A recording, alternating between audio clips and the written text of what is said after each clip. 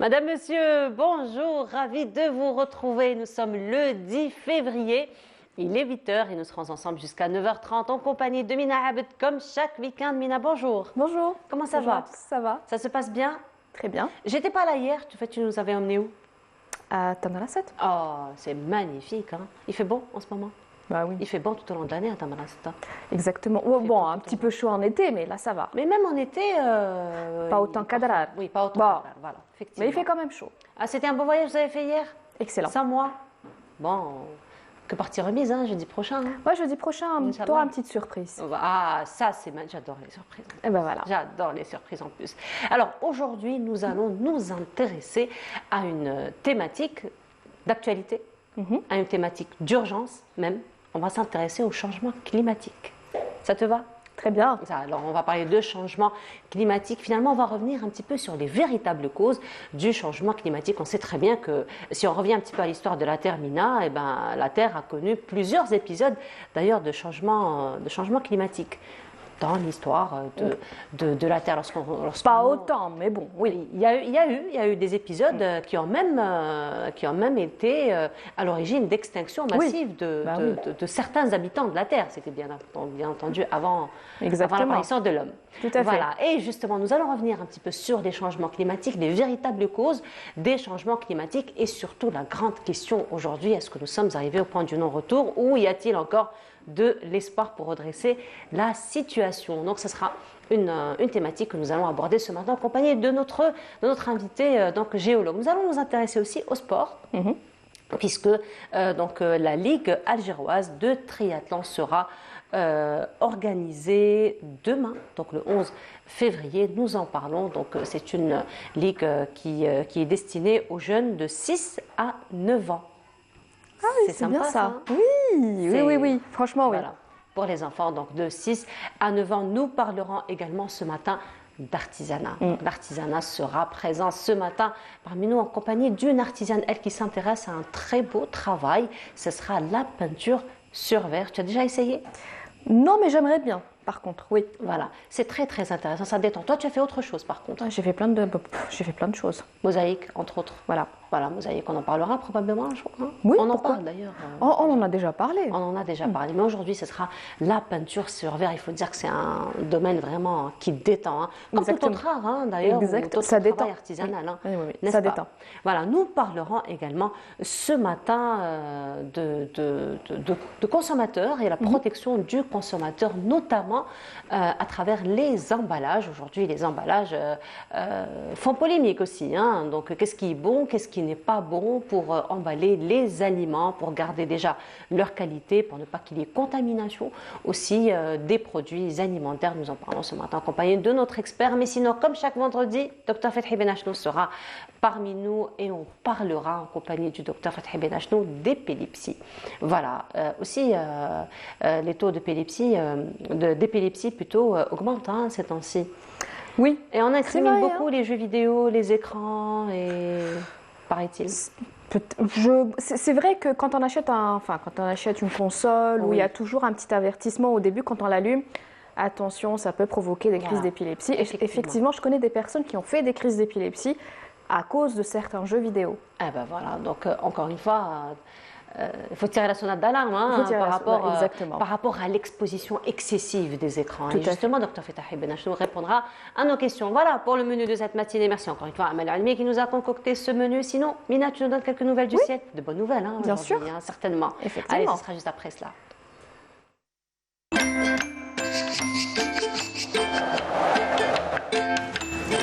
La météo vous est présentée par Mobilis. موبيليس معا نصنع المستقبل. Et donc, tu vas nous annoncer de la pluie? Oui. Mais il faut dire que le ciel est généreux hein, ces temps-ci. Hein, surtout Mina. hier. Surtout hier. Avant-hier aussi, avant-hier soir. Avant-hier soir, hier. En soirée tout au long de la nuit. Aujourd'hui, un petit peu, bon, un petit peu moins, mais bon. Un petit peu moins. Ouais. Voilà. C'est mieux que rien. Bah oui, surtout le matin, venir comme ça avec accompagné de pluie. Exactement. C'est vraiment, ça a un impact très positif sur le moral. Hein. Venir le matin travailler avec la pluie, ça a un impact positif sur le moral. Écoute, une fois que tu sors du lit, c'est bon. Hein. Une fois qu'on sort du lit, Oui, qu'on sort de mais la il faut avoir envie. maison. Mais c'est ça le piège, il faut avoir envie de sortir.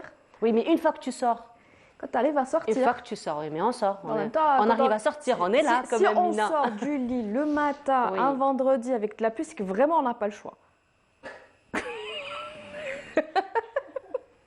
Bon, je suis pas très d'accord. Hein. Si, franchement, Peut-être t'es qu'on est d'accord. passionné par ce qu'on fait. Hein. Oui, Tu vois. aussi, mais bon, je Bah, parle quand pas on- de nous, mais pour certaines personnes, c'est que vraiment on Ouais. n'a pas le choix. Mais nous, Mais nous deux. si, on a le choix quand même. Oui, Oui, on est passionné quand même par ce qu'on fait. oui, on est passionnés. On est passionnés. Si, on est content de se retrouver. Hein. Exactement. Tu peux te passer, toi, du café du vendredi Le café du vendredi, c'est à 9h30, donc voilà. Mais il y a aussi tout le briefing qui se fait, Qui se fait en avant. salle de maquillage hein, le matin, autour du café. Tu peux te passer de ça, toi Franchement, non. Eh ben, tu vois. Franchement, non. Alors, avec la pluie, c'est encore mieux. Avec la... Voilà. Même Sissi est d'accord avec nous ce matin. Ben voilà, tu vois, elle adore la pluie, crois que- Sissi. Elle a pas... Tu vois Je sais pas, mais Ah, je crois bah qu'elle n'a voilà. pas eu trop le choix. Ça m'étonnerait très fort, hein, Sissi. J'ai le choix. Ben voilà. C'est Merci, ça. Sissi. C'est ce qu'on... c'est ce qu'on dit. Sinon, il y aura de la pluie aujourd'hui. Oui. Voilà. Allez, tu donnes un peu plus de Oui, détails. avec plaisir. Merci. Bonjour à tous, excellent réveil. Beaucoup de pluie aujourd'hui, notamment vers la partie est des averses, des orages, et également de la grêle vers les régions côtières. Un ciel dégagé un peu nuageux vers l'ouest du pays avec des vents assez forts, des vents jusqu'à 50 km/h. Et puis sur la partie sud, on notera des passages nuageux. Sur le sud-ouest, la Saoura, le Nord Sahara et les oasis avec possibilité de quelques faibles pluies du côté de Tindouf. Les températures de cet après-midi, eh bien, on notera sur la moitié nord des températures qui vont varier entre 10 et 15 degrés vers les régions côtières. Ça serait super sympa d'avoir les températures, s'il vous plaît, j'arrive pas à tout retenir. Vers les régions intérieures, on notera des températures toujours en baisse avec 8 degrés. Julfa, Al-Bayad, Naama, Batna ainsi qu'à Sétif et Constantine, 14 degrés. À Gardaya, 16 degrés. Hassim Saoud, 19 degrés du côté d'Ilizi, 23 degrés à Janet, 27 à Tamarasset. On sera 21 degrés à Adrar, 22 à Insalah et enfin 33 degrés. Ce sera la maximale à Bouchouadji Moukhtar et Ingezam. On passe tout de suite à l'état de la mer pour cet après-midi. Eh bien, on notera une mer agitée sur l'ensemble des régions côtières avec des vents entre 40 et 50 km/h. Vers les côtes ouest, entre 30 et 40 km/h sur le centre. Et enfin, entre 20 et 40 km/h vers les côtes est. On passe tout de suite à l'Amérique du Nord pour cette journée. On notera de la neige à Montréal, des pluies à Vancouver, des pluies également à Mexico. Et puis un ciel voilé à Miami, dégagé en Californie. Et puis côté température, on notera 5 degrés à Montréal, 13 à New York, 28 à Miami, 23 degrés à Mexico, 7 seulement à Dallas. Et enfin 26 degrés en Californie. Encore une fois, excellente matinée et à tout à l'heure midi.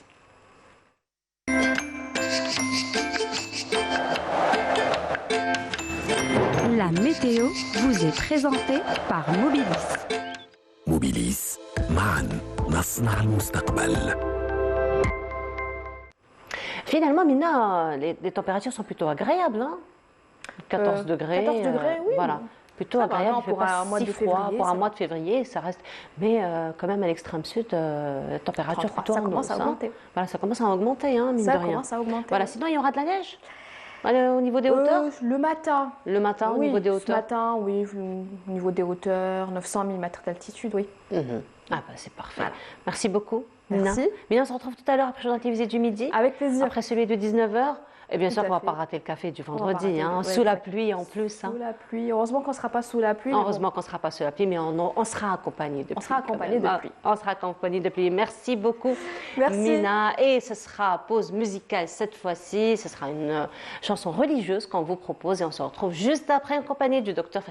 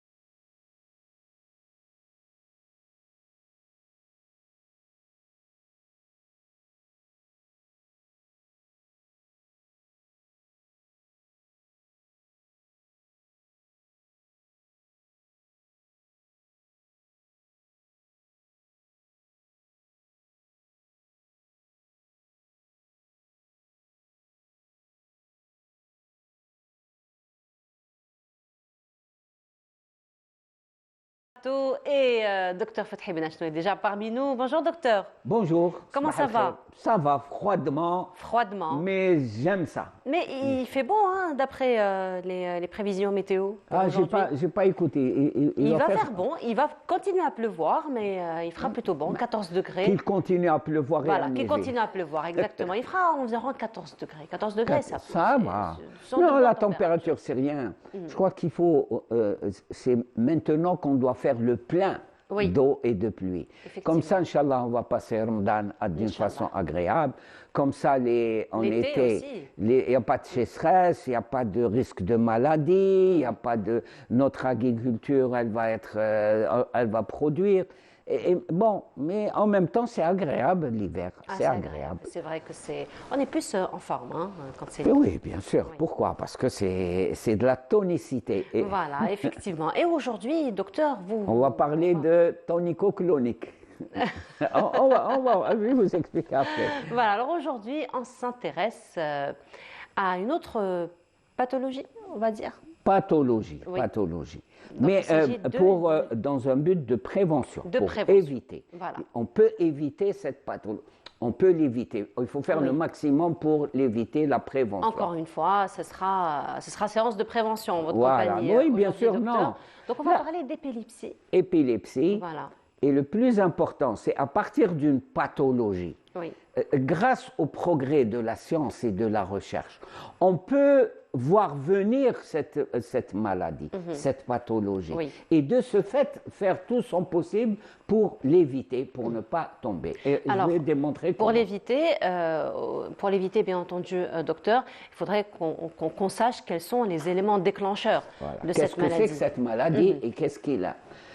Là, c'est important. Je vais dire des choses qui sont hyper basiques, bateau. C'est la tête. On a une tête qui est ronde.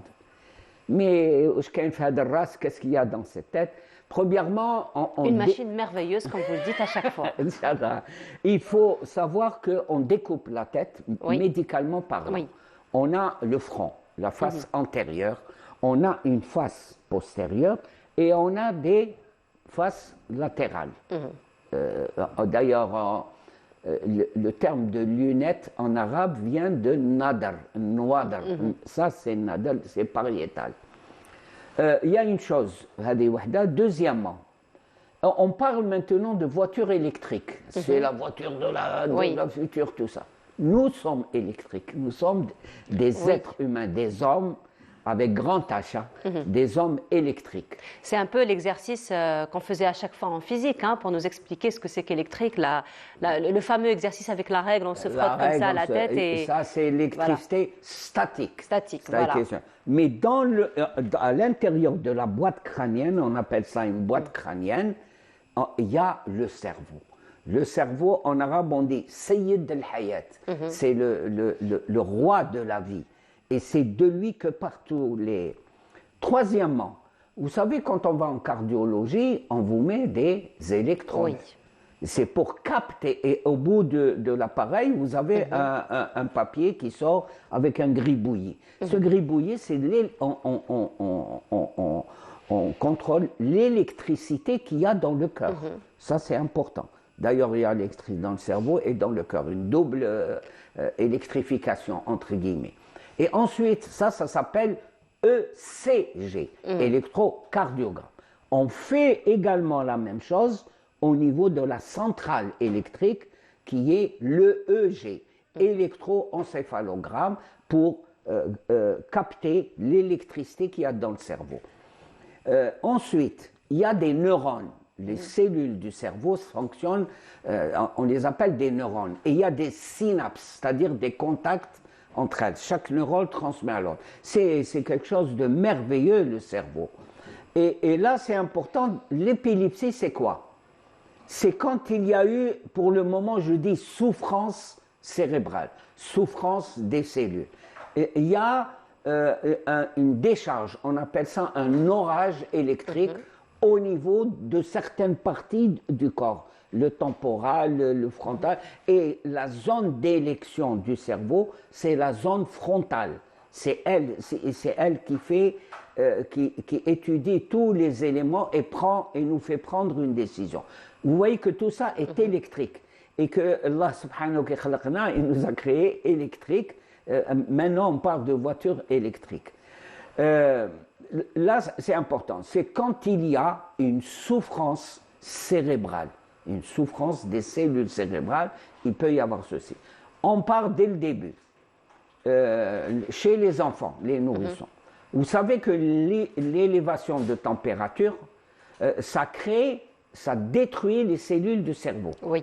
Ça détruit les cellules du cerveau et les conséquences, surtout, beaucoup de bébés et surtout maintenant, il faut prévenir les mamans et les parents qu'un gosse, si on laisse la température s'élever, est dans des maladies très courantes, qu'on appelle la rougeole, qu'on appelle les oreillons. Quand il y a élévation de température, le plus gros risque causé par cette élévation, c'est les convulsions. Chez le bébé, on dit il va convulser, il va faire une crise d'épilepsie et qui peut être souvent, très dommageable pour l'avenir de cet enfant. Ça peut entraîner des débilités, beaucoup. Deuxièmement, on a le moment le plus important, c'est la salle d'accouchement. C'est au moment où la parturiente est sur la table d'accouchement. Et au moment où le bébé sort, il est extrêmement important qu'il soit rapidement oxygéné.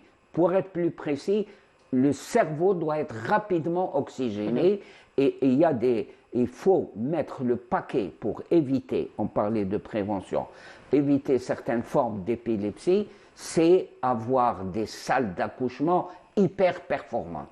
Parce que des fois, quand un enfant est bleu, et on perd du temps, tout ça, c'est à la longue, ça va entraîner des dégâts dans le cerveau et des dégâts, apparition d'épilepsie. Ça, c'est important. Donc, vous voyez que c'est même au départ. Ensuite, on a des éléments lorsqu'on a un traumatisme crânien. C'est-à-dire que le cerveau, il y a la boîte crânienne qui peut être ébréchée, pour ne pas dire autre chose, et le cerveau peut subir directement le choc. Là, les gens qui font des traumatismes crâniens, à distance, ils peuvent faire des crises d'épilepsie. D'accord. On parlait tout à l'heure, en hiver, on est tonique, et j'ai dit qu'on allait parler de tonico-clonique. Quelles sont les caractéristiques d'une épilepsie? Il y a des épilepsies, mais la plus spectaculaire à laquelle on assiste quand on est au boulot, dans les rues, dans les familles, c'est la grande crise tonico-clonique. Pourquoi tonico-clonique? Au départ, il y a une tonicité, c'est-à-dire que les muscles se recherchent. Ensuite, il y a des spasmes. La façon clonique au niveau des yeux, beaucoup. Alors là, c'est important, quand on vit à côté d'un ou d'une épileptique, quand on travaille à côté d'une ou d'une épileptique, il faut toujours, parce que ça surprend le malade. Ça surprend le malade, ça surprend aussi la personne qui est avec le malade, parce que ça reste quand même un état assez spectaculaire pour une personne qui n'a pas l'habitude de voir ce genre de situation. Justement, docteur, si on est en face de telles situations, comment réagir? Premièrement, on n'est pas surpris, parce que le malade lui-même, il est précédé par ce qu'on appelle une aura. Il sait qu'il va faire une crise. Et là, j'ai vécu un élément, il y avait un infirmier qui était en voiture, ça c'est une erreur, en voiture, accompagné de ses amis, de ses copains-là. Et brusquement, c'est les copains ils ont vu le chauffeur épileptique, infirmier, qui s'est garé. Il s'est garé, pourquoi? Parce qu'il y avait cette aura.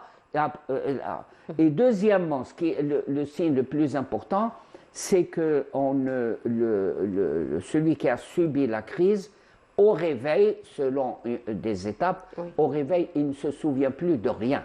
Et ça, quand il se réveille et il est comme ça, un petit peu hébété, tout ça, c'est vrai, il reprend contact avec la réalité. Votre question était? Alors, ma question était, si nous sommes devant une situation pareille, comment réagir? Très bien. Je ne parle pas du malade, je parle de la personne qui est avec le malade. Alors, il y a le couple. Il y a toujours le couple malade et entourage, environnement. Les choses sont différentes. Si on vit avec une épouse épileptique ou un époux épileptique ou un enfant... Nous avons généralement les bons réflexes. Bons réflexes, ça, on sait. On est habitué à des crises. Ça, on ne va pas être surprise au sens strict du terme. Deuxièmement, il y a le fait que votre enfant, votre conjoint, votre conjointe, elle sait et ce qu'il faut faire. Lui perd brutalement conscience. Il tombe tout de suite, il fait sa crise. Nous, ce que l'on doit faire, quand quelqu'un tombe, il risque de se blesser. C'est ça. Et essayer de le... Deuxièmement, ça c'est important, il n'est pas en train de trembler, il faut essayer de le bloquer. Non, vous risquez de lui faire péter une articulation. Il faut l'allonger, rester auprès de lui et le laisser faire sa crise. Il faut le laisser.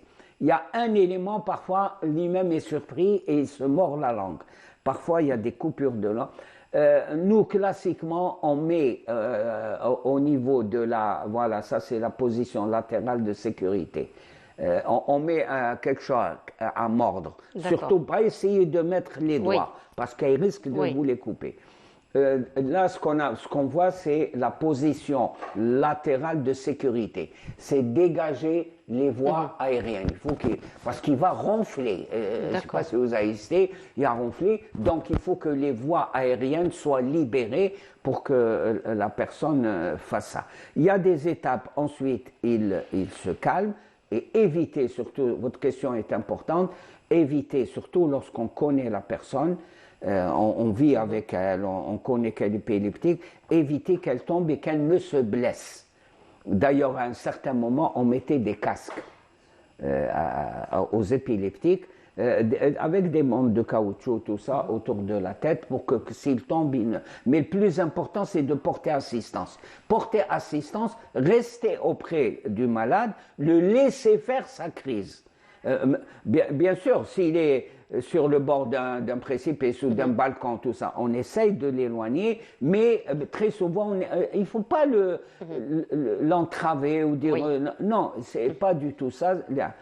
Très souvent, il y a émission d'urine. Ça, c'est normal, très important. Et éviter, j'ai vu ça, une certaine culpabilité. Je me suis donné en spectacle, c'est ce que pense le malade, éviter de le culpabiliser ou soyez auprès de lui, ça quand vous ne le connaissez pas, et ne pas l'assaillir de questions. Wesh bik, ça va, qu'est-ce qui se passe là? Il faut éviter ces choses-là. Là, on amplifie la culpabilité, effectivement. Mais sinon, docteur, on en parlait tout à l'heure, il y a une tradition, d'ailleurs même en régie, il se rappelle bien de cette tradition, lorsqu'on voit quelqu'un faire sa crise, la première chose à laquelle on pense, c'est de lui mettre un trousseau de clés entre ses mains. Et d'ailleurs ça a fait, même si vous vous rappelez, l'objet de blagues et même de sketchs qui sont passés à la télévision algérienne, notamment celui de Bela Houdoud. D'ailleurs, voilà, dans les années... il se réveille. Voilà, il se réveille. Alors, finalement, on en parlait tout à l'heure, ça n'a aucun impact.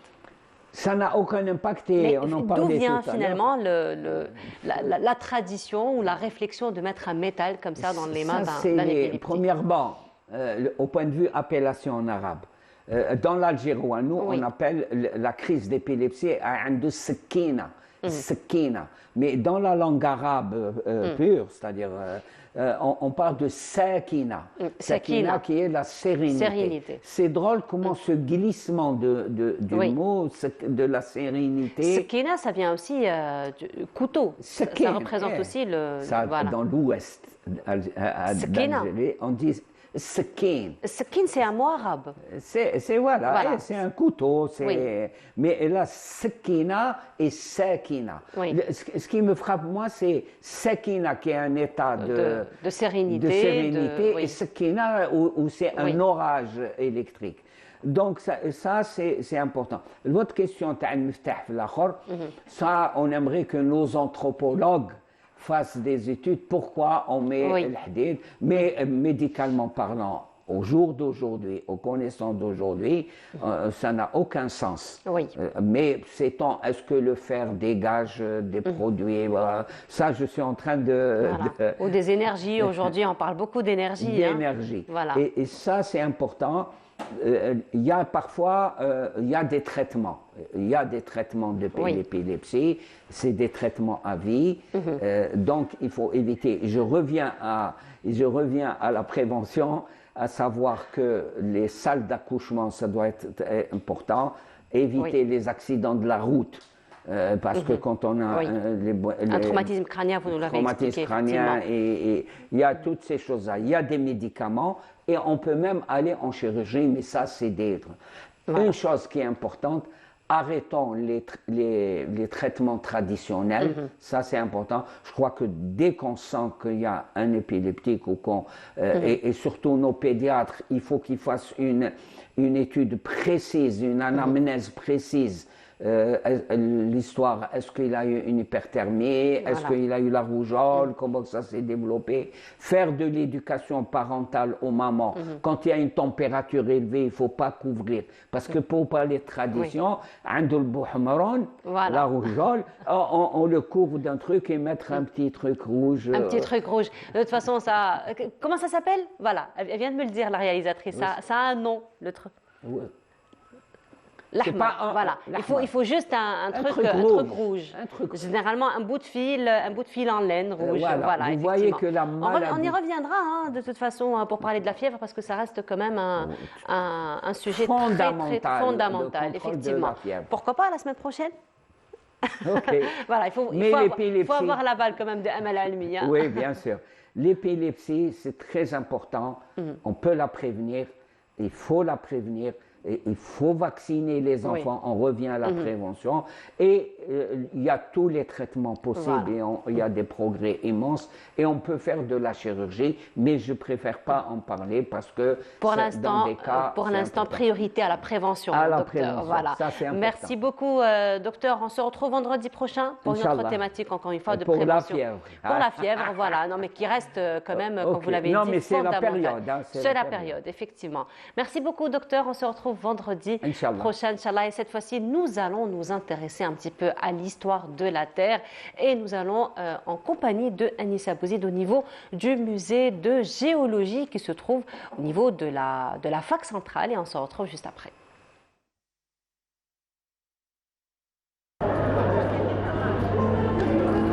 En plein cœur du jardin botanique de la faculté centrale d'Alger loge le musée de géologie du département des sciences de la Terre.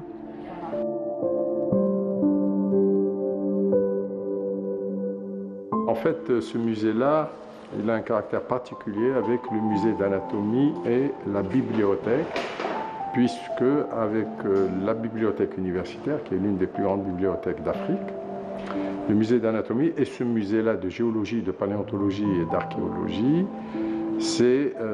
et le jardin botanique, nous avons constitué un pôle muséal. C'est des étudiants, des doctorants, des étudiants en fin de cycle qui viennent et qui travaillent, vu la richesse très très très importante des échantillons que nous disposons ici. C'est un musée de paléontologie donc, qui a été créé en 1880 et vous y trouvez quoi? Des collections de paléontologie, c'est-à-dire des fossiles. Ces fossiles donc, ont été récoltés par soit des scientifiques, soit par des amateurs. Donc ils ont été déposés ici. Chargé d'histoire, le musée renferme essentiellement des fossiles qui remontent aux diverses ères géologiques. Vous voyez, vous avez donc des vitrines qui sont classées dans un certain ordre, un ordre chronologique. Vous avez les plus anciennes qui remontent au Paléozoïque, c'est-à-dire à 538 millions d'années. Un fossile, c'est quelque chose qui s'est formé sur plusieurs millions d'années. C'est quelque chose qui est exceptionnel. Pourquoi? Parce que tout ce qui meurt ne devient pas fossile. Il faut qu'il y ait des conditions qui soient réunies pour la formation d'un fossile. Et il y a des fossiles qui ont un intérêt plus particulier. On dit que ce sont des fossiles dateurs. Ils permettent de dater les strates qui les renferment. On a toujours dit. Alors, ça aussi, c'est des restes de cette dame. Je suis étudiante en Master 2, donc c'est ma 5e année à l'université. Spécialité sédimentologie, tout ce qui est sédimentologie et paléontologie. C'est pas quelque chose qu'on voit tous les jours, malheureusement. Hein. On aurait aimé avoir ça à Babzouane. Je veux dire à portée de main. On a quelques spécimens, je dirais, mais pas quelque chose d'aussi extensif. Alors ce musée, il a un intérêt scientifique. Alors il permet quoi? Il permet aux paléontologues de travailler. C'est-à-dire il y a des jeunes maintenant qui vont sur le terrain, ils vont ramasser des fossiles. Pour pouvoir donner un nom à ce fossile, il leur faut une référence. Et cette référence peut se trouver au niveau du musée. On a ce qu'on appelle des types, des figurés. C'est-à-dire la première forme qui a été décrite. Donc l'étudiant il ramasse un fossile pour pouvoir déterminer, bien sûr il va utiliser de la bibliographie, mais il va également comparer sa forme avec les fossiles qui sont ici. Dans cette salle d'exposition de 187 mètres carrés est conservé un patrimoine historique, un patrimoine bien antérieur à l'humain. Classe. Et de retour sur le plateau, nous étions donc du côté de la fac centrale, là où se trouve le pôle muséal, notamment le musée de géologie. Cette fois-ci, nous allons toujours nous intéresser à la Terre, au changement de la Terre. Et ce sera en compagnie de notre invité, à savoir professeur Aïssa Mohoubi. Bonjour. Bonjour. Bienvenue à vous. Alors, vous êtes spécialiste en économie de l'énergie. Oui. Voilà. Géologue notamment? Non, je suis économiste. Économiste, voilà. Mais on doit s'intéresser à la géologie. Ça va de Il y a soi. pas mal de disciplines qui sont liées à l'énergie. Ça va de soi. Oui. Ça va de soi. C'est l'avenir, hein? C'est l'avenir, oui. On en parle maintenant avec l'avènement de plusieurs changements au niveau mondial concernant géopolitique, énergétique, climatique. Oui. Donc on doit parler de l'énergie. Effectivement. Et justement, en parlant de changement climatique, professeur, aujourd'hui on en parle beaucoup, on le ressent, on le vit. Donc c'est vraiment toute la qualité de la vie, tout le mode de vie qui a changé, on va dire, au gré du changement de la nature, du climat, de la Terre. Mais aujourd'hui, il y a quand même, j'ai envie de dire, quelques petits amalgames, quelques petites probablement différenciation de concepts, si j'ose dire les choses ainsi, entre changement climatique, changement de météo. Existe-t-il une différence finalement entre les deux? Oui, étymologiquement, quand on parle de météo, on parle du ressenti, du vécu d'un jour au lendemain. Aujourd'hui, on a des nuages, on a de la pluie, on a de la température qui a baissé, on a de la neige en Kabylie, elle a tombé, on a de la neige en montagne. Demain, on ne sait pas ce qu'on va avoir, peut-être qu'on aura du soleil, ça c'est de la météo. Mais quand on parle de climat, le climat, on le mesure sur une longue période. En climatologie, quand on parle de climat, c'est au moins 30 ans. Donc on aura une évolution sur une longue période et sur des zones géographiques bien spécifiques sur Terre. Voilà, donc, mais sinon, aujourd'hui, les changements climatiques, c'est au cœur du débat international. Il faut dire maintenant, c'est tout le monde qui s'intéresse, on le ressent d'ailleurs dans le quotidien. Aujourd'hui, on parle pratiquement d'absence de saison, on ne ressent plus les saisons, les pluies ne sont plus en leur temps. Donc, on parle réellement de ces changements climatiques et on incrimine beaucoup l'homme. Finalement, on dit toujours que le premier responsable, c'est l'homme. Particulièrement depuis les années 1800, il y a eu quand même intensification d'activités humaines, notamment industrielles, notamment chimiques. Qu'est-ce que vous en dites? Oui, absolument. On parle de changement climatique. Avant de parler de changement climatique, on parlait de réchauffement climatique. Dans l'évolution de la terminologie qu'on utilise en sciences, on parlait de réchauffement climatique avant parce qu'on ressentait l'augmentation de la température sur Terre. Ensuite, on parle de changement climatique parce qu'il y a des pluies, il y a des typhons, il y a des cyclones. Ensuite, on parle de dérèglement climatique. Oui. Mais le climat n'a jamais été réglé. Le climat est toujours déréglé. Capricieux. On ne le maîtrise pas. Oui. Et quand vous dites est-ce que c'est l'homme qui est responsable de ce changement climatique, avec ses émissions de gaz à effet de serre, comme on le dit,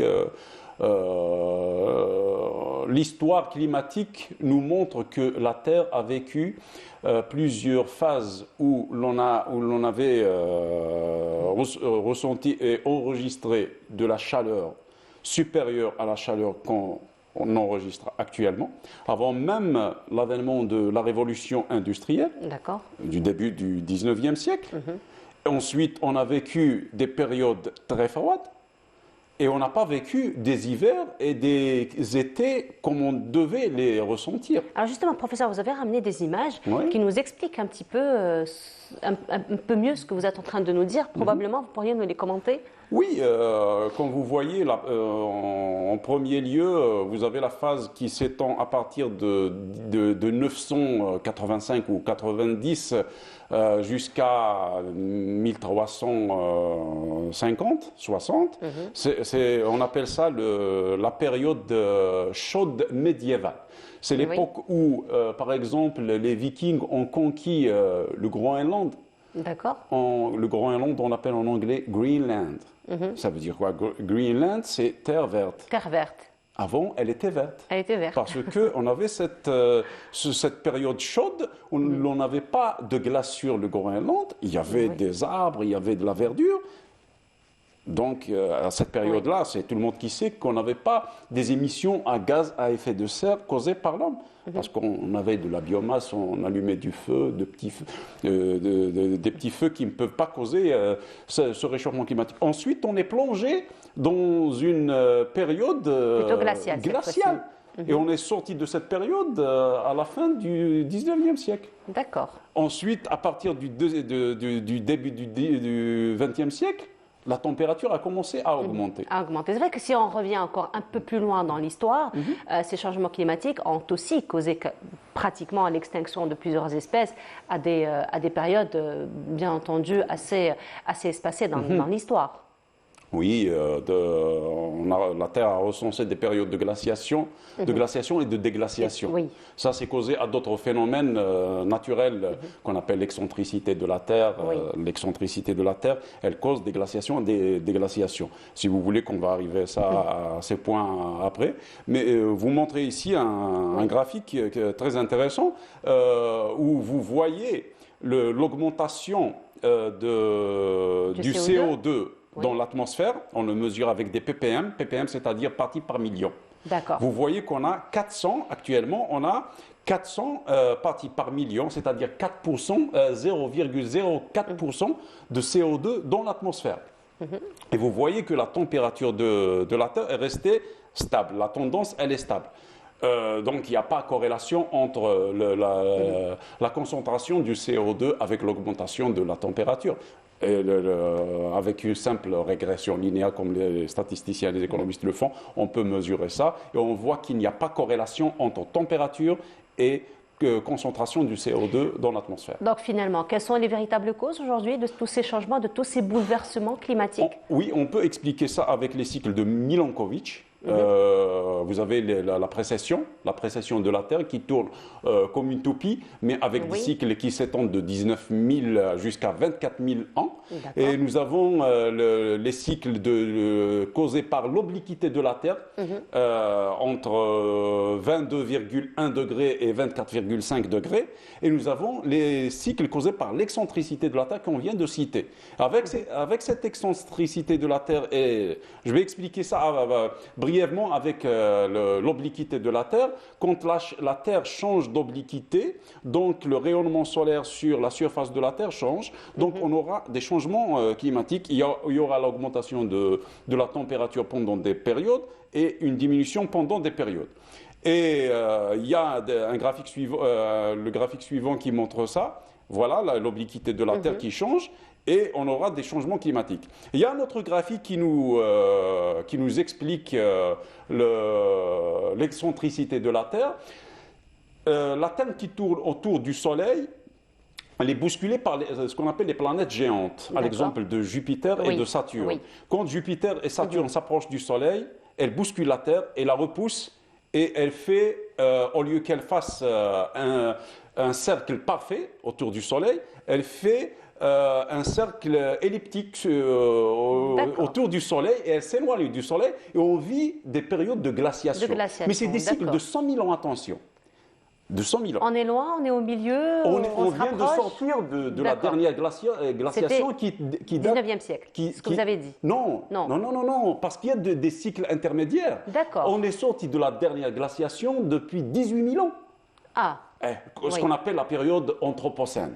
Où l'homme est venu pour, avec son évolution, la chaleur, la sortie de cette glaciation a permis à l'homme de se développer et de créer des civilisations.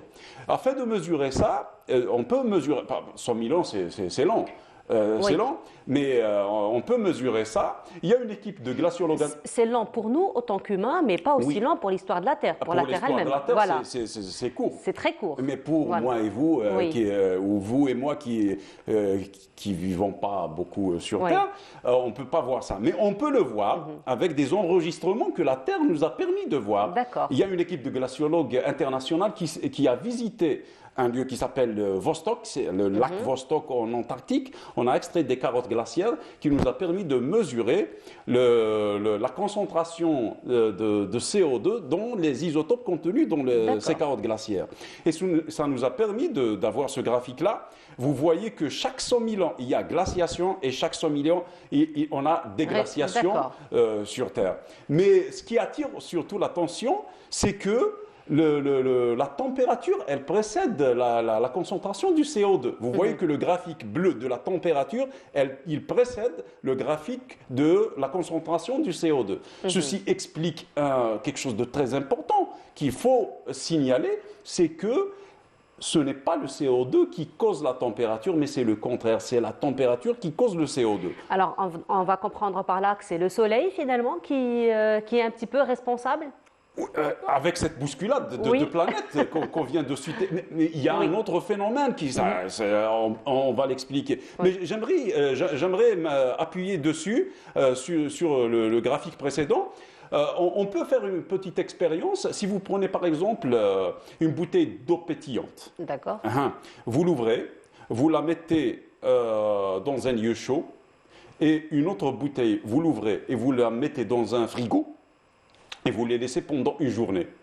Si vous mesurez maintenant la teneur de CO2 dans les deux bouteilles, vous allez remarquer que la teneur dans la bouteille qui est dans le frigo, la teneur de CO2, elle est plus importante que la teneur du CO2 contenu dans la bouteille mise devant le soleil. Pourquoi ? Parce que le soleil a réchauffé l'eau et le CO2 s'est évaporé de la bouteille. Donc, cette augmentation de la température quand la Terre se rapproche du Soleil, l'impact du Soleil, il fait réchauffer les océans et les océans vont libérer le CO2 qu'ils ont déjà capté lorsqu'il y avait des glaciations. Et on aura cette augmentation de CO2 dans l'atmosphère, ce qui explique que la température précède le CO2. Donc le lien de causalité, il faut bien l'expliquer. Ce n'est pas le CO2 qui cause la température, mais c'est le contraire, c'est la température qui cause le CO2. Et justement, professeur, maintenant que vous nous expliquez que c'est vraiment, c'est toute la Terre, bien entendu, qui est concernée par ces bouleversements, mais sinon, autant que société, bien entendu, la Terre, c'est plusieurs pays, c'est plusieurs sociétés. Est-ce que nous vivons comme sociétés différentes l'une de l'autre le changement climatique de la même manière ? Oui, on ne le vit pas de la même manière. Il y a, quand on parle climat, on a le climat de la Terre et on a le climat des régions. Oui. Comme on l'a dit, le Soleil. Il y a l'impact du Soleil sur la Terre. Le Soleil, il a une activité. Il obéit à des cycles. Le cycle du Soleil, c'est 11 ans. Chaque 11 ans, on a un retour vers le point zéro. C'est-à-dire que, comme le montre le graphique qu'on a devant nous, nous avons une activité solaire forte. Quand je dis activité, c'est les explosions au niveau du Soleil, les fissions nucléaires. Donc le Soleil, quand il a une forte activité, ça impacte la Terre. Et ça fait augmenter la température de la Terre. Et quand le Soleil est en accalmie, on a la diminution de la température. vous voyez que pendant la période du petit âge glaciaire, vous voyez que le soleil est en accalmie parce qu'on a enregistré l'activité du soleil pendant cette période-là. Et nous avons une évolution de l'activité du soleil et ce qui a causé des ressentis différents sur Terre. Vous savez, je reviens à la question que vous avez posée tout à l'heure concernant l'impact de l'activité humaine. De 1910 jusqu'à maintenant, la température de la Terre a augmenté d'1 degré. De 1910 à 1945, la température de la Terre a augmenté de 0,6 degrés. C'est-à-dire 60% de cette augmentation est enregistrée entre 1910 et 1945. À cette époque-là, l'activité industrielle de l'homme n'était pas intense comme aujourd'hui. Comme aujourd'hui. Ensuite, à partir de 1945, après la guerre, jusqu'à maintenant, on a enregistré 0,4%. D'accord. Donc, où est ce lien? Vous savez, pendant les années 70, on ne parlait pas de réchauffement climatique. On avait peur d'une glaciation du climat. On avait peur d'une glaciation du climat, mais en 80, avec la forte activité du soleil, on a commencé à parler de réchauffement climatique. Oui, effectivement. Alors, il faut dire que c'est très intéressant, tout ce que vous... C'est plutôt passionnant parce que c'est vraiment une situation que nous sommes en train de vivre en ce moment. On va probablement clore sur une question très rapidement.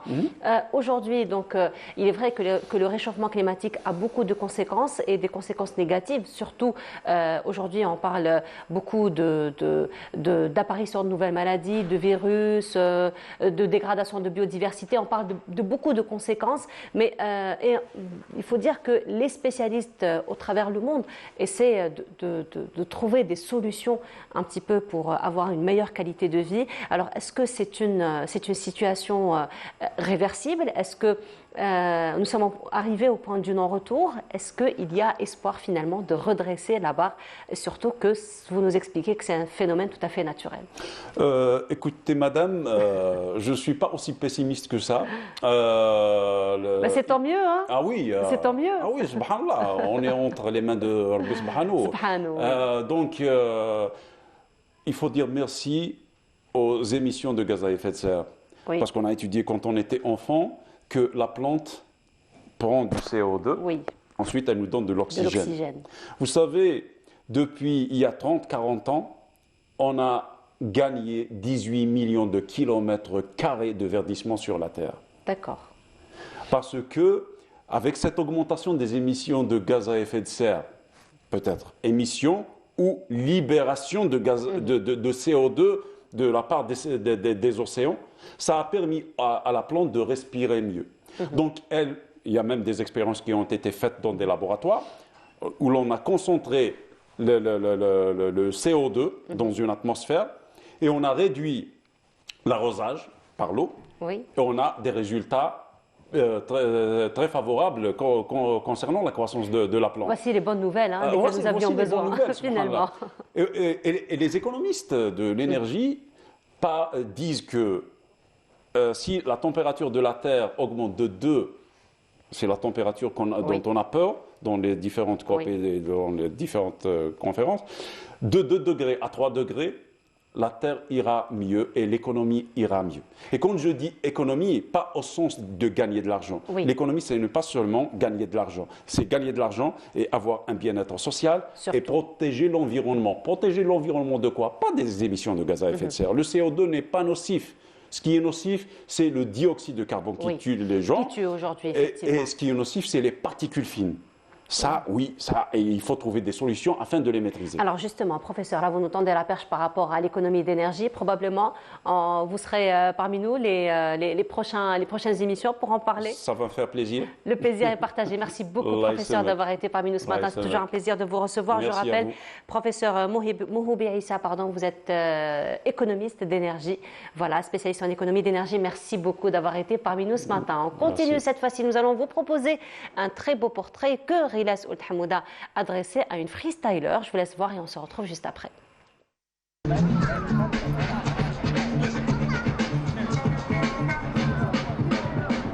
Dans son quartier situé à la banlieue est d'Alger, plus exactement à Beb Zouar, cette jeune adolescente pratique le football freestyle, sous le regard émerveillé des habitants du quartier et sa famille.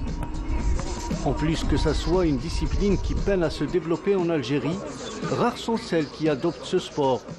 Bon, l'un des jours, كنت ندور في les réseaux sociaux, bien Instagram, جات عليها une vidéo تاع ليزا زيموش، هذه الجيريان دير الفريستايل فوتبول.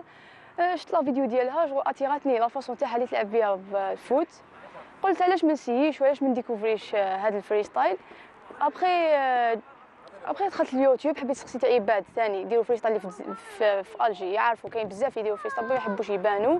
سقسيتهم عطاو لي بزاف دي نون تاع لي سكيلز هاد العفايس. دخلت اليوتيوب بديت كتبت نشوف البروميي سكيلز تعلمتو كتبت لو سلاب تعلمتو بوندون 2 jours 3 jours هكا.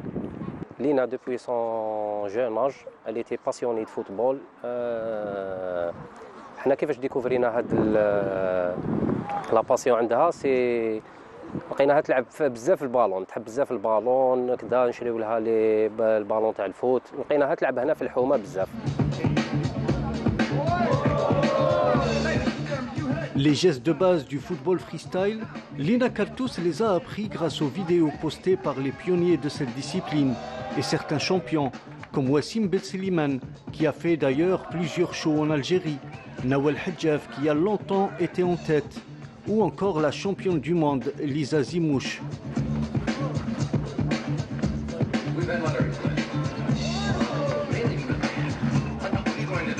Dès que l'occasion se présente, Hicham Boulassel, ancien champion d'Algérie de football freestyle, fait le tour des stades de son quartier pour dénicher et coacher les jeunes adeptes du football et ceux qui veulent en faire tout un art.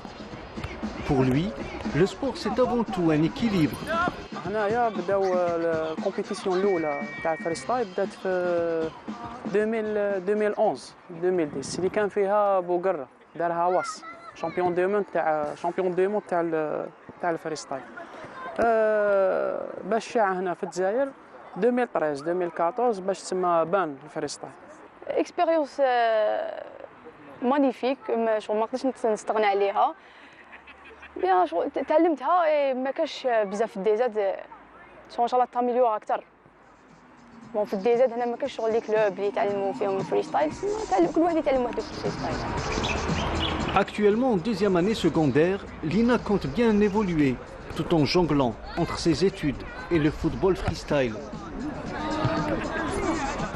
Voilà, c'était donc un portrait d'une freestyler et c'est Rila Soulhamouda qui l'a rencontrée. Cette fois-ci, nous allons toujours rester un petit peu dans le sport puisque demain, un très très bel événement va réunir les enfants de 6-9 ans et de 10-12 ans. C'est donc la Ligue algéroise de triathlon qui organise l'événement représenté ce matin par sa présidente, à savoir Madame Fetni Mounia. Bonjour. Bonjour. Bienvenue à vous. Merci à vous, mais bonjour à nos chers téléspectateurs et en particulier bonjour à nos sportifs. Ils se portent comment pour demain?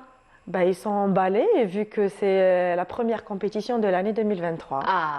Bon courage à eux tous et à vous. Merci. Aussi, pour l'organisation. Ça demande quand même beaucoup d'énergie, n'est-ce pas? Oui, beaucoup d'énergie, beaucoup de moyens humains et matériels aussi. Effectivement. Et nous parlerons également d'artisanat de peinture sur verre et nous en parlons en compagnie de Madame Rachida Hassini. Bonjour. Bonjour. Bienvenue à vous. Merci à vous, merci pour l'invitation.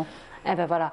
Un réel moment de détente, hein, n'est-ce pas? C'est un plaisir. Voilà, un réel moment de détente. Ouais. Finalement, la détente, du bonheur. La détente sous deux formes, donc sport et peinture. Alors, l'événement est pour demain, donc est prévu pour demain. C'est ça. Donc, si vous permettez d'abord que je présente ce que c'est que la discipline. D'abord, on parle de triathlon. C'est un sport multidisciplinaire impliquant la natation, le cyclisme et la course à pied. Mais pour demain, c'est une forme des plusieurs formes qu'on a au triathlon. C'est un duathlon qui implique uniquement le cyclisme et la course à pied. Donc, ça sera un début de saison 2023 lancé par nos jeunes catégories 6-9 ans et un deuxième départ de 10 à 12 ans. Ils vont concourir à la mémoire de nos valeureux martyrs pour la commémoration de la journée du 18 février. Ça, c'est très beau. Donc, on tient, voilà. C'est préserver ce lien entre la nouvelle génération et l'ancienne génération et aussi un passé historique de l'Algérie. Voilà, c'est finalement éducation, sensibilisation à la mémoire. Et enseignement aussi. Voilà. Effectivement. Alors, ça se prépare comment, finalement, sur le plan organisationnel? Organisationnel, je ne vous cache pas que très bien. Nous avons eu un retour de la communauté ou la commune de Birtouta. Oui. Ça va se passer au niveau de Ouled Chbel. Donc, nous avons choisi cette région pour 2 points. Le premier, c'est que c'est une région qui pratique beaucoup le cyclisme, qui a formé beaucoup de champions. C'est plat?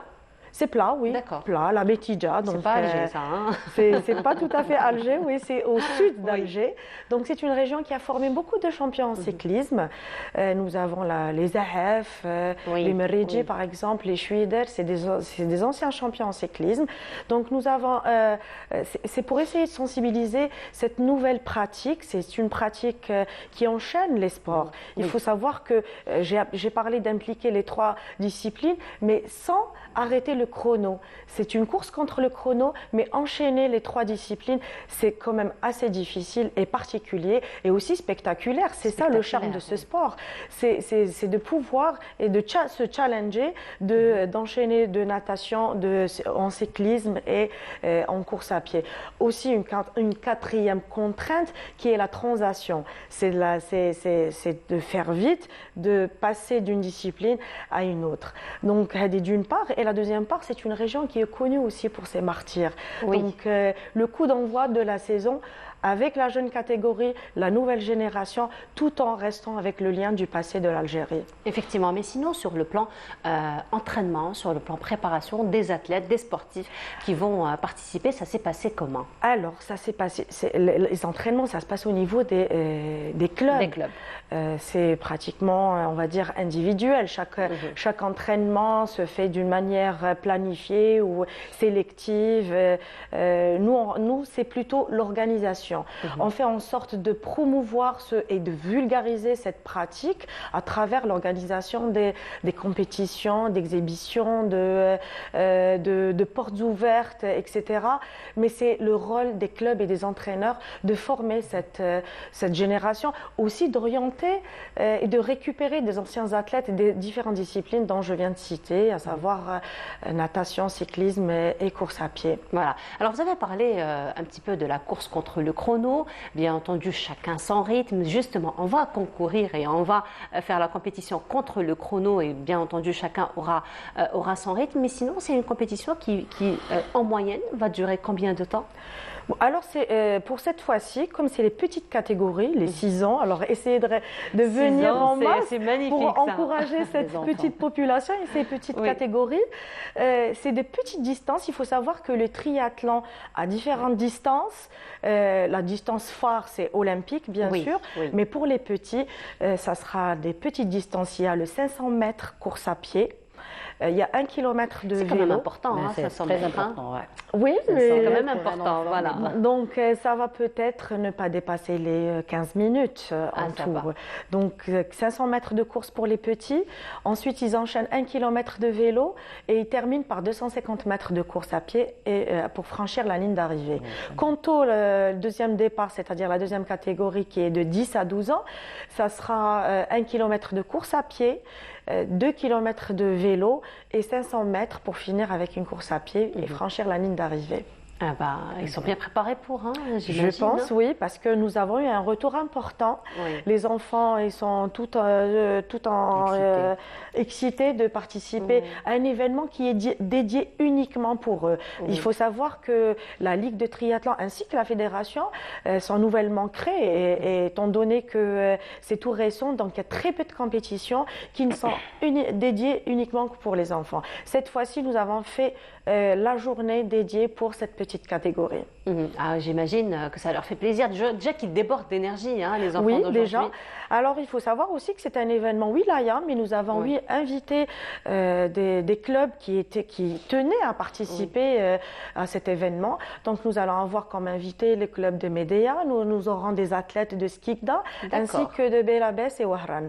Principalement des clubs d'Alger, pratiquant triathlon et aussi des cyclistes, des clubs de cyclisme, parce que nous sommes partenaires avec la Ligue de cyclisme d'Alger. D'accord, mais sinon il y aura combien de participants environ? Environ une centaine par départ. Nous aurons 2 départs, donc ça va aux alentours de 200 au total. Alors, c'est toujours le même principe, les 3 premiers qui seront récompensés? 5 premiers. 5 premiers. Les tout petits, on ne peut pas. C'est bien, voilà. On peut pas justement. C'est pour les encourager. Oui, surtout. donc nous aurons les 5 premiers de chaque catégorie et 5 premiers de chaque sexe, donc les filles et les garçons. Ah, très bien. Donc là, vraiment, on élargit un petit peu. On est large sur le podium. Voilà. Donc, en total de 20 lauréats pour cette édition. Ah, c'est vrai que sur le plan impact, j'ai envie de dire, ce sera vraiment un impact très positif. Oui, on l'espère, sur bien les sûr. enfants. Et comment pour rejoindre votre organisation? Alors oui, merci d'avoir souligné ce point. Au départ, nous avons mis une date limite pour les inscriptions via l'adresse électronique de la Ligue, qui est la Ligue algéroise triathlon@gmail.com. Vous pouvez répéter? Ligue algéroise triathlon. @gmail.com. Ils s'inscrivent préalablement pour faire leur assurance. Ils passent par un club sportif. Tout le monde peut sportif. s'inscrire ou là il y a des critères à respecter? Tout le monde peut s'inscrire. Vu qu'ils pratiquent déjà à la base une spécialité sportive quelconque, ils doivent passer par un club pour faire leur inscription. Mais nous avons vu qu'il y a eu beaucoup de retours des parents qui ont vu que leurs enfants voulaient faire cette compétition et s'initier à ce genre de pratique. Donc nous avons ouvert cette brèche et nous avons laissé l'inscription ouverte à toute personne qui veut participer à cet événement. Donc ayant un vélo, venez. Inscrivez-vous. On a accepté les derniers jusqu'à demain à 7h du matin. Voilà, ça pourra peut-être être vraiment un coup de départ. Pourquoi pas s'inscrire par la suite à un club et se spécialiser. C'est ça justement. Nous avons vu qu'il y a eu un retour, que les gens étaient intéressés, ils veulent découvrir. Et c'est ça le but de cette journée, c'est de la sensibilisation. Donc les gens sont venus, ils sont inscrits à titre individuel. Donc nous avons assuré bien sûr ces personnes. L'événement entier est assuré, donc sur le plan sécuritaire, sur le plan, on va dire, l'environnement. Et la commune de Bir Touta a fait en sorte que l'événement se passe dans les meilleures conditions. Et je remercie justement, je profite de mon passage, la ville de Bir Touta et Madame la Wali déléguée a mis tous les moyens pour que ça se passe dans les meilleures conditions. Bien sûr, notre partenaire principal qui est la direction de la jeunesse et des sports de la wilaya d'Alger. Vous avez déjà, vous, participer à ce genre de compétition? Oui, parce que autant... J'allais poser une question. Alors, oui, je suis sportive à la base et je suis restée dans ce monde. Le sport, c'est une bouffée d'oxygène pour nous tous. Et à mon âge, si je peux dire ça, je pratique toujours. Je fais toujours, dès que j'ai le temps, c'est la course à pied, c'est un footing, c'est un run par-ci, par-là. Donc, on profite de la natation, vu qu'on habite dans des villes côtières. Donc, on a la chance de nager et de faire du vélo. Donc, pourquoi ne pas les faire dans une discipline qui est cadrée et spectaculaire. Effectivement, mais sinon vous avez déjà, pour une bonne bouffée d'oxygène, vous avez déjà essayé l'art? L'art, je découvre avec d'autres voilà, probablement. Il y aura contamination aujourd'hui, double contamination, sport. Oui, moi aussi j'aime le sport et je fais aussi du sport. Oui, c'est un moyen de détendre. Elle fait déjà du sport, vous devriez aussi vous y mettre à l'art. Oui, je prends tout de suite de réfléchir, de faire une journée peut-être pour les retraités. Oui. Organisée pour des certains âges. Il faut savoir que cette pratique, à la base, attire plus de monde, si je peux dire ça, des vétérans. Parfois, ils sont classés autant que master, que par catégorie d'âge. Donc, on a justement une population très importante. C'est-à-dire qu'il faut trouver un passe-temps. Oui. Formidable. Oui. Voilà. C'est une passion aussi. D'ailleurs, vous-même, vous pratiquez aujourd'hui une passion, la peinture sur verre. Donc, une autre façon de se détendre, n'est-ce pas? Alors, parlez-nous un petit peu de votre contact avec la peinture, avec le verre? Moi personnellement, bon, ça fait pas longtemps que j'exerce, bon, ça fait une dizaine d'années quand même. C'est après que mes enfants, c'est-à-dire ils ont grandi. Oui. Voilà, donc j'ai fait vrai qu'on trouve plus de temps, de maman, voilà, donc retraitée, voilà, retraitée. Maintenant, je suis passée à la peinture sur verre, c'est ma passion, c'est mon passe-temps. Voilà, j'aime bien c'est-à-dire c'est un moment agréable quand je suis en contact avec le verre au tout support. Donc finalement, votre vaisselle a été complètement retapée, revue, recostumisée? Non, pas du tout. Pas du tout. Pas du tout. Bon, c'est le plaisir des fois d'offrir ou bien de vendre des articles. Voilà. C'est vraiment un passe-temps formidable. Voilà, effectivement. Alors, justement, donc là, on voit quelques pièces que vous avez ramenées. Donc, il est vrai que la peinture sur verre peut se faire déjà sur de la vaisselle, histoire donc de la peinture, personnaliser.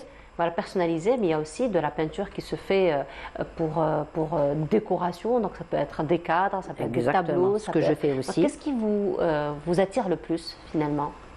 Moi, j'aime les deux, mais je me suis vraiment spécialisée en tout ce qui est service à thé, le verre, voilà, la vaisselle. Pour une différence, c'est-à-dire pour faire la différence entre ce qui se vend, c'est-à-dire et travail à main. Voilà. Et justement, pour la vaisselle, dans ce cas-là, c'est une peinture plutôt spécifique. C'est une peinture à base d'eau qui n'est pas toxique et qui est cuite au four à 160 degrés. Donc c'est une peinture à chaud.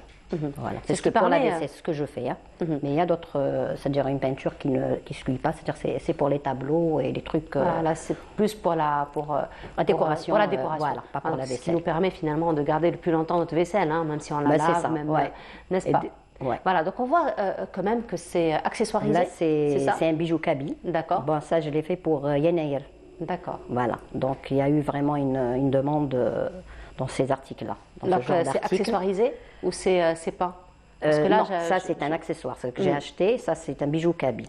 Voilà, que j'ai acheté, que j'ai collé sur le verre. Bon, bien sûr, qui n'est pas cuit. Oui. Et c'est bon, ça a donné un bon résultat. Il y a eu des très joli résultat, effectivement. Mais sinon, les motifs, ça c'est la peinture est cuite au four, même la couleur du verre. C'est-à-dire j'ai donné une couleur opaque pour le verre.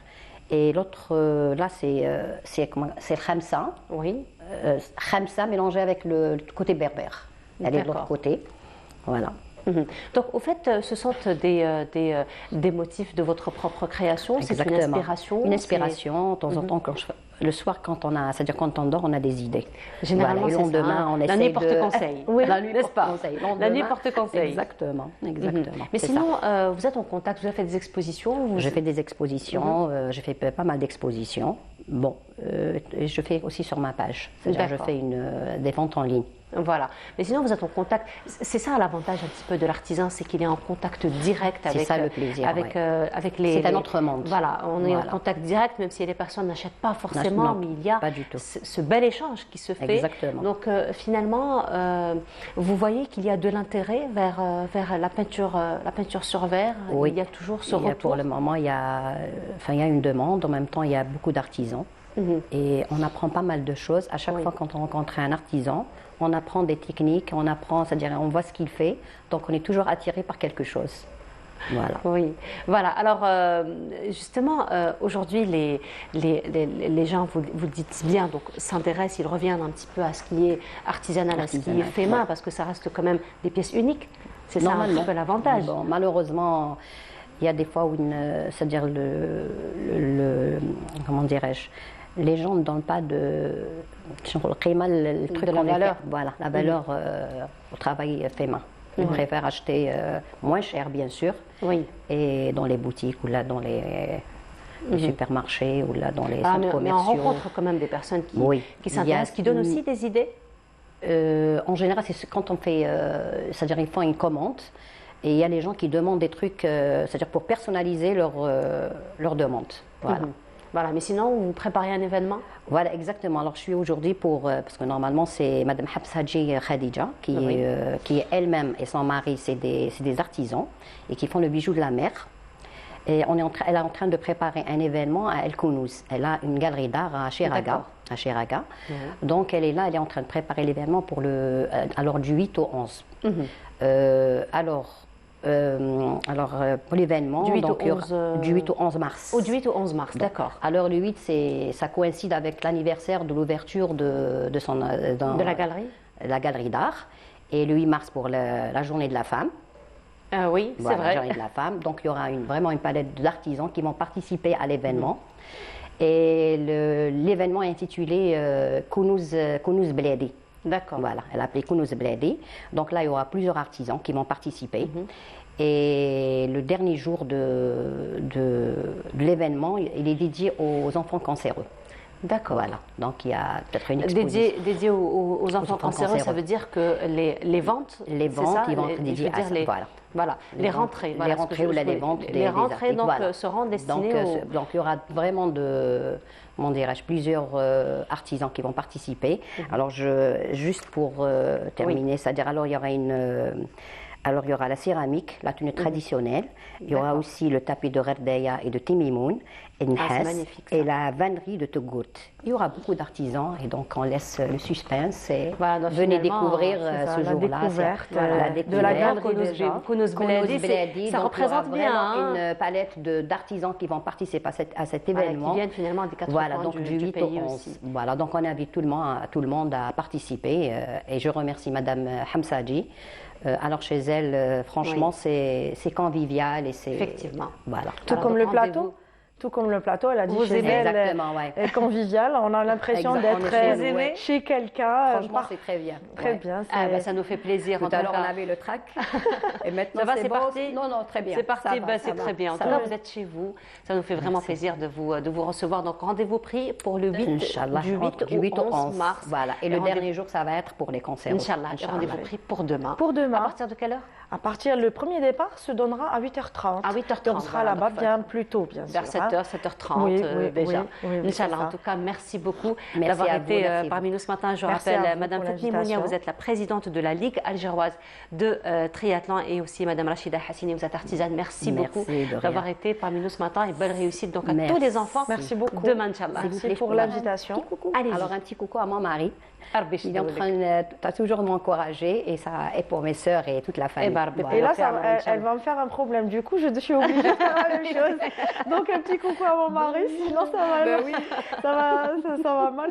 Eh ben oui, elle le fait et vous le faites pas, c'est pas normal. À toute la famille, du coup, mari, on fera pas de gêne. Merci beaucoup d'avoir été parmi nous ce matin. Et on continue cette fois-ci, c'est une balade qu'on vous propose dans la ville d'Alger. On se retrouve pour la dernière station de cette matinée.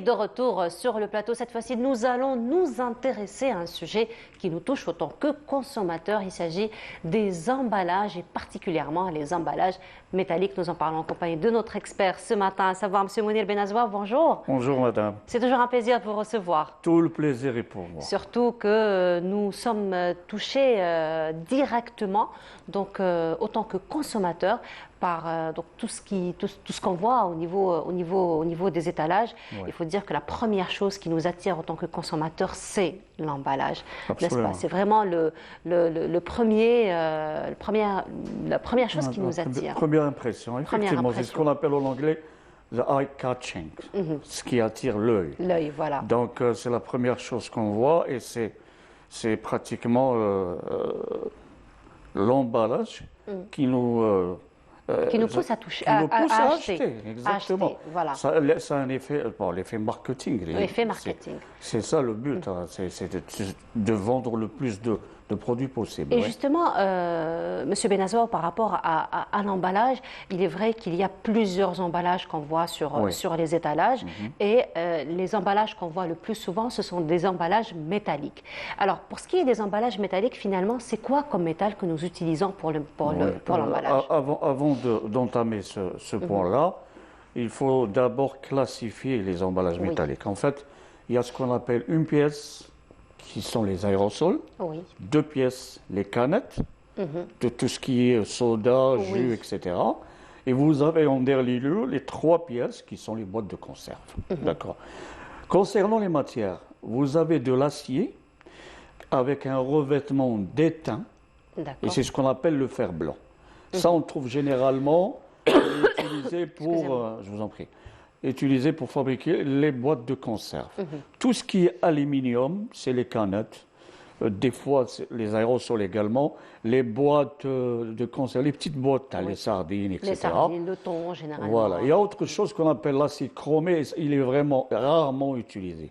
Les deux matières, les principales matières qu'on utilise pour les emballages métalliques, c'est le fer blanc et l'aluminium. Alors, qu'en est-il justement de cette utilisation à long terme, surtout par rapport à la conservation de l'aluminium? En fait, le problème, comme on l'a soulevé la dernière fois, c'est la migration. La migration, voilà. On a tendance à penser que c'est l'emballage qui va attaquer, entre guillemets, le produit. C'est l'inverse. On prend le cas des boîtes de conserve pour tomates concentrées, etc. Les tomates concentrées, c'est acide, c'est acide, donc c'est le contenu qui va attaquer l'emballage. D'où le revêtement de l'étain. Sauf que, pour des raisons de sanitaire, raisons de sécurité aussi, sécurité du consommateur, bien sûr, il y a un revêtement de l'étain. C'est pour éviter qu'il y ait corrosion de l'acier. D'accord. Et en plus, il y a un autre revêtement à l'intérieur qui va faire barrière entre l'étain, le fer blanc, et le contenu.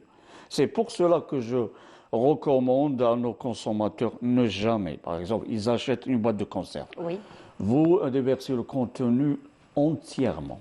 Mettez-le dans un bocal en verre et évitez de gratter, etc. Parce que si vous grattez trop, vous allez pratiquement enlever des couches de ce revêtement. C'est vrai que c'est de l'ordre de l'épaisseur de micromètres, mais elle peut être... Mais on parle à long terme, généralement, parce que ce sont des aliments qu'on utilise très souvent. Oui, les boîtes de conserve, ça peut se conserver jusqu'à 3 ans, voire plus, il n'y a aucun problème. Le problème, c'est que si le revêtement interne est de mauvaise qualité, je vous ai transmis hier des photos, vous allez voir la corrosion qui est à l'intérieur, c'est catastrophique. Donc, tout dépend du produit, tout dépend. Je vous donne un exemple. Ce qu'on utilise souvent, les hommes, c'est les gels ou la mousse à raser. C'est des aérosols, à 3 pièces. Le corps, la base qui est sertie, ou le four thermique serti, et là, souvent, l'allume, c'est pas que tu chauffes, la bonbonne, elle est corrodée. D'accord. Parce que si vous avez un mauvais revêtement à l'intérieur, comme vous l'avez si bien dit tout à l'heure, avec le temps, il y aura corrosion. D'où la nécessité, comme on l'a soulevé la dernière fois, des laboratoires de contrôle qualité à nos frontières, que ce soit un port, un aéroport, etc. Parce que souvent, c'est des produits, la plupart du temps, c'est des produits importés. Donc il faut voilà, alors, faire attention. On revient quand même encore une fois, M. Benazouab, à la responsabilité du laboratoire de contrôle, mais il faut dire que même si on fait son travail parfaitement, à un moment donné, il y a toujours quelque chose qui peut glisser. Le risque zéro, ça n'existe pas. Le risque zéro n'existe pas, effectivement. Alors, le consommateur aujourd'hui, qu'est-ce qu'il peut faire? Quels sont les gestes qu'il doit avoir en allant acheter ce produit afin de pouvoir donc vérifier si le contenant est de bonne qualité ou pas? Est-ce qu'il y a des moyens de le savoir? En fait, c'est des gestes simples, d'accord. Donc, lorsqu'ils achètent une boîte de conserve, un aérosol ou une canette, voir l'emballage, voir le bas aussi. Le bas. On ne sait jamais. Bon, les canettes et les aérosols, c'est une seule pièce, d'accord. Le corps et la base, c'est une seule pièce. Donc, il y a la probabilité que ce soit corrodé, vraiment, elle est minime. D'accord.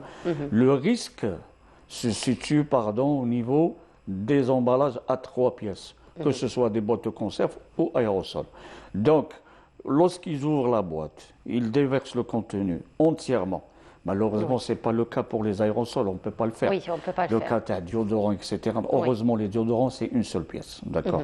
Mais je parle beaucoup plus pour nous, les hommes, c'est les mousses à raser, etc. Voyez, faites un check de la base. Si ça commence à corroder, faites attention.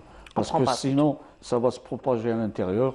Parce que généralement, l'intérieur, c'est un gaz. Vous avez la mousse, ce n'est pas la mousse, disons la solution, la formulation, et le gaz propulseur. Des fois, cette solution, disons la mousse ou le gel, c'est contenu et un récipient, un sachet à l'intérieur. Le gaz, il va faire pression et c'est comme ça que c'est vaporisé ou la diffusé. Donc, des fois, c'est un mélange entre le gaz et le produit lui-même. Donc, dans le deuxième cas, s'il y a corrosion, donc automatiquement, tout va être contaminé. Oui. Donc, les gens qui ne sont pas vaccinés contre le tétanos, ils risquent beaucoup. Voilà, effectivement. Et justement, là, M. Benazouab, est-ce que, j'ai envie de dire, l'environnement externe, parce que vous nous expliquez qu'à l'intérieur, la migration se fait déjà à partir de l'aliment lui-même, particulièrement si l'aliment est acide, le cas, ce que vous avez donné de la tomate. Mais sinon, l'environnement externe, est-ce qu'il peut avoir un impact sur la qualité ou la détérioration de l'emballage? Je parle par exemple fluctuation de température ou humidité ou... En fait, l'humidité, elle ne va pas affecter l'emballage métallique. C'est beaucoup plus la manipulation. D'accord. Donc au niveau du conditionnement ou même au niveau de l'étalage, lorsque on déverse caisse carton, on va mettre ça sur les étalages. Là, il peut y avoir mauvaise manipulation de telle sorte que la boîte elle est perforée ou là, disons, un petit peu... Parce que ce que vous voyez généralement, les boîtes de conserve, ce qu'on appelle les moulures, c'est des ondulations. Ça, c'est pour résister au traitement thermique que la boîte subit pour la conservation. Pour votre information, il n'y a pas de conservateur dans les boîtes de conserve. Il n'y a pas de conservateur. C'est le traitement thermique qui permet que ça dure 3 ans et plus.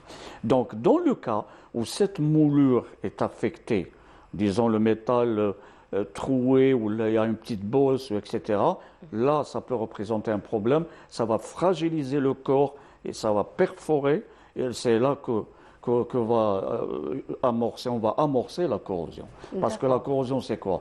C'est le contact entre deux métaux différents ou, comme vous l'avez dit, vous venez de le citer, c'est une perforation, l'atmosphère de l'environnement avec l'atmosphère à l'intérieur du produit. C'est ça qui va amorcer la corrosion et ça devient très très dangereux. Alors je reviens aux aérosols, je reviens aux mousses à raser, Monsieur Benazouab. Il est vrai que généralement c'est un produit qu'on met dans la salle de bain, qu'on met donc au niveau des lavabos, c'est un contact direct avec l'eau et donc on voit parfois en bas il y a de la rouille. J'ai envie de dire. Est-ce que cela peut impacter finalement par la suite la qualité du produit? Absolument, parce que comme je l'ai dit tout à l'heure, s'il y a un mauvais... Pour votre information, en fait, il y a 3 types de revêtements. Interne, externe et la base également, ce qu'on appelle en anglais rim coating. D'accord. Donc, si le revêtement n'existe pas où là il est de mauvaise qualité, ça va amorcer la corrosion. Parce qu'on ne peut pas, disons, spécifier un revêtement spécifique pour chaque formulation. Ça va être compliqué et ça coûtera beaucoup d'argent. Donc automatiquement, il faut qu'il y ait un bon revêtement pour tel ou tel produit, le cas de la mousse ou là du gel. Et si c'est mal fait, je parle de la qualité du revêtement lui-même, et si ça va amorcer la corrosion, khalas. Il faut jeter le produit. Avec l'eau, ça va accélérer la cinétique de la réaction électrochimique. Donc, il y aura perforation très rapide.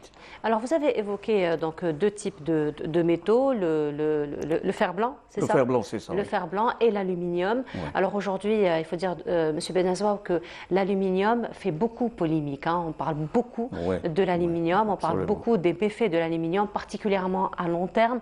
Alors, est-ce qu'aujourd'hui, on devrait privilégier, ne pas privilégier, éviter les emballages à base d'aluminium?